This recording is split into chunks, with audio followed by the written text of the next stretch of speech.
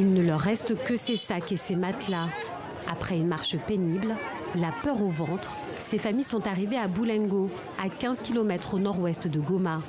Elles fuient les combats des rebelles du M23 contre les groupes d'autodéfense et l'armée. Car depuis 8 jours, les territoires de Massissi, Nyiragongo et Rutshuru sont sous les feux nourris du M23. Apeurées, les populations ont tout quitté comme Alexis Nzambina et ses enfants. On était dans notre village, on a vu des membres du M23 et des militaires. Ils se sont battus et on a été obligés de prendre la fuite à cause des détonations. Aujourd'hui, on nous a conduits dans ce camp. Depuis hier, on n'a même pas d'eau ni de nourriture. On ne sait pas comment survivre. Vous voyez comment je m'exprime en tremblotant.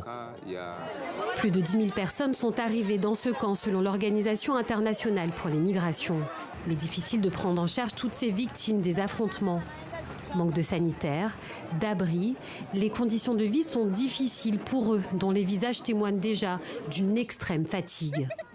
Des organisations internationales s'inquiètent de l'aggravation de la situation pour les déplacés.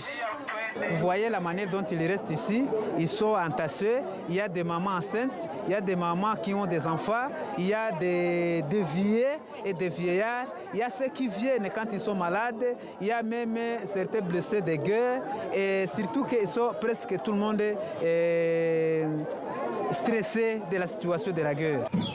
Loin du camp, les affrontements se sont intensifiés ce jeudi dans la région de Kilolirwe, à près de 30 km de Goma.